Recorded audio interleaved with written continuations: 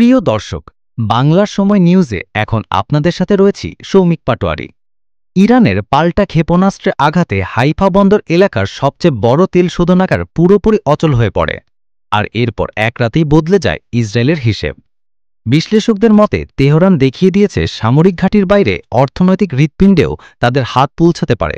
হামলার পর থেকেই হাইফার মানুষ আর স্থানীয় প্রশাসন স্পষ্ট বলছে শোধনাগারটিকে অবিলম্বে সরিয়ে নিতে হবে, কারণ আগে থেকে তেল শোধনাগারের দূষণের ভয়ের সঙ্গে যোগ হয়েছে ইরানের ক্ষেপণাস্ত্র হামলার আতঙ্ক। সব মিলে যেন এক বিপজ্জনক মৃত্যুফাঁদে পরিণত হয়েছে পুরো এলাকাটি। ইসরায়েলের হাইফা বে এলাকায় অবস্থিত বাজান শোধনাগার দেশটির সবচেয়ে বড় রিফাইনারি। এই হামলার পর পুরোপুরি বন্ধ হয়ে যায়। টাইমস অফ ইসরায়েলের তথ্য অনুযায়ী বাজান শোধনাগার কেবল ইসরায়েল নয়, গোটা অঞ্চলের একটি গুরুত্বপূর্ণ জ্বালানি কেন্দ্র। প্রায় 65% ডিজেল এবং 59% পেট্রোল এখান থেকে সরবরাহ হয়ে থাকে। এই শোধনাগারে একটা কুলিং টাওয়ার রয়েছে, যা বহুবার হামলার হুমকির মধ্যে থেকেও এতদিন অক্ষত ছিল।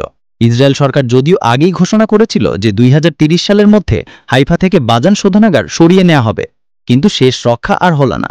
হামলার পর বাজান কর্তৃপক্ষ জানায় শোধনাগারের বিদ্যুৎ উৎপাদন কেন্দ্র মারাত্মকভাবে ক্ষতিগ্রস্ত হয়েছে, আর সেই বিদ্যুৎ বন্ধ হয়ে যাওয়ায় বাকি সব ইউনিটও একসাথে থেমে যায়। বিশ্লেষকদের মতে কয়েক বছর ধরে ইসরায়েলের শত্রু গোষ্ঠীগুলো একে ঝুঁকিপূর্ণ মনে করত। অবশেষে ইরান সেই হুমকিকে বাস্তবে রূপ দিয়েছে বলে তারা মনে করছেন। ইরান সরাসরি স্বীকার করে এই হামলা তাদের ট্রু প্রমিস 3 অভিযানের অংশ ছিল। তাদের ভাষায় ইসরায়েল 13ই জুন ইরানের ভেতরে যে হামলা চালিয়েছিল তার জবাবে এই আঘাত আমাদের অধিকার।